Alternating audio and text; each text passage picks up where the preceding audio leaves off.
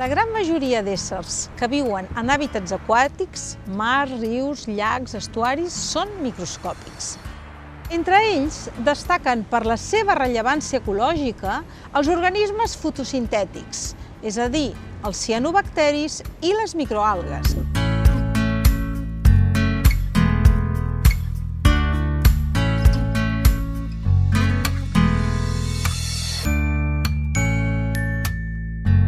Tenim cultius de microalgues que hem aïllat del medi marí, les hem posat en cultiu i a partir d'una sola cèl·lula tenim tota una població que podem estudiar.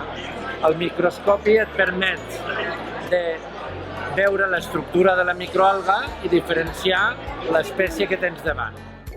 Les microalgues són un grup molt divers quant a aspecte, coloració i formes de vida. N'hi ha que viuen preferentment nedant a l'aigua i són transportades pels corrents. Les anomenem fitoplàncton. D'altres acostumen a viure sobre, dins o molt a prop del fons. Constitueixen el fitobentos. Una característica molt important d'aquests microorganismes que constitueixen la base de qualsevol ecosistema aquàtic és que produeixen aproximadament la meitat de tot l'oxigen del nostre planeta. Les microalgues i els cianobacteris es reprodueixen seguint ritmes i factors ambientals com, per exemple, les estacions de l'any, la disponibilitat d'aliment, de llum, etc. En determinades situacions, generalment com a resposta a les condicions ambientals del medi, ho fan més ràpidament del que és habitual. I això fa que les seves poblacions es situïn per sobre dels nivells considerats normals.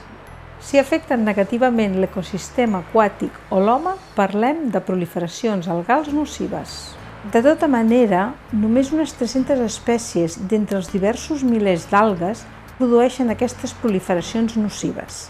Generalment, les proliferacions només tenen un impacte estètic que defuig els turistes. No obstant, quan les microalgues moren i es descomponen, es poden produir problemes de manca d'oxigen per als altres organismes de l'ecosistema aquàtic. Algunes microalgues, a més, són capaces de produir substàncies tòxiques i això planteja un problema afegit, ja que aquestes toxines poden acumular-se en la fauna marina i fins i tot arribar a matar-la. Aquestes microalgues, moltes d'elles, produeixen toxines que quan organismes filtradors com el marisc van absorbint totes les partícules, poden acumular aquestes toxines. L'acumulació d'aquestes toxines als bivalves pot fer que després el consumidor, quan menja aquest marisc que ha estat exposat a aquestes microalgues productores de toxines, ell s'intoxica. Des de final dels anys 90, les proliferacions de microalgues bentòniques, com per exemple l'ostreopsis, s'han incrementat en latituds temperades. Això ha afectat tant el Japó com Austràlia, Nova Zelanda i particularment la Mediterrània, que és el lloc que estem estudiant nosaltres. El registre històric des de 1972 mostra que tan sols en determinats punts del Mediterrani s'han produït proliferacions massives d'aquesta microalga. L'ostreopsis és una microalga bentònica del grup de les dinoflagel·lades que viu preferentment damunt les superfícies del fons marí, com poden ser altres macroalgues, roques, sorra, en zones poc profundes i ben il·luminades com les platges. Està formada per una única cèl·lula i es manté sobre el substrat gràcies a una substància mucosa que ella mateixa secreta. En determinades circumstàncies, però, se'n pot desprendre i nedar lliurement. En aquests moments, la seva presència es fa visible en forma de grumolls mucosos o escumes que suren a l'aigua i que contenen milions de cèl·lules. Una particularitat de l'ostreopsis és que les seves proliferacions s'han relacionat amb mortalitats d'animals de mobilitat limitada que viuen sobre el fons marí, com crancs, musclos i eriçons. A més, en algunes platges de la Mediterrània també s'han relacionat amb irritacions respiratòries lleus en persones que han estat exposades als aerosols marins durant diverses hores. Per exemple, el mes d'agost de 2003, una setantena de persones d'uns blocs d'apartaments situats a primera línia de mar en una població de la costa catalana van patir una irritació respiratòria de les vies altes, incloent-hi irritació nasal, irritació als ulls i a la gola, mucositat, tos seca, mal de cap, malestar general i, en alguns casos, febre. Aquestes molèsties van durar com a màxim un parell de dies.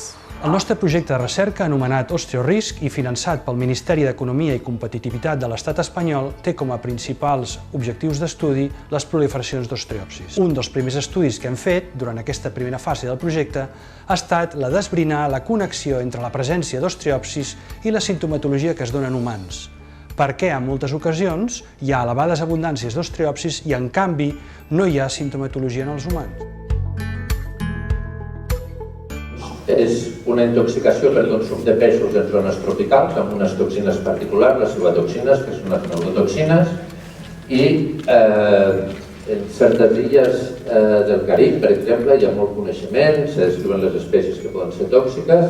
La distribució de la ciguatera, com podem veure, està al llarg de tot el planeta, principalment en zones intertropicals, i recentment s'ha trobat en latituds més altes, des del cas de les Illes Canàries i Madeira, això des del 2004.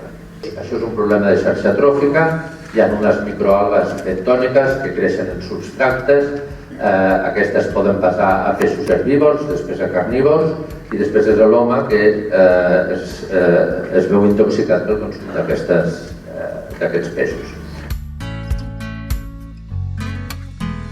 Les tetrodotoxines són unes neurotoxines, són una miqueta diferents de les toxines que hem estat veient fins ara, perquè no estan produïdes per microalgues, sinó que estan produïdes per bacteris.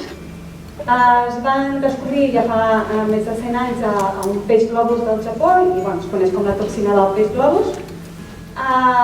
Els peixos globus al Mediterrani, depèn de les espècies, hi ha algunes espècies que estan al Mediterrani que fa ja molts anys i són més de 500 o 600 anys i són espècies que no són tòxiques, com el Lagopephalus o l'Escherichia spatzidaster, però després s'ha vist la presència de Lagopephalus acceleratus, que és una espècie, aquesta sí que ja és molt tòxica, i que es pensa, se sap ja que aquest peix globus ha entrat al Mediterrani a través del canal de Suez. A més d'estar present en el peix globus, últimament s'ha detectat tetrodotoxina en marisc.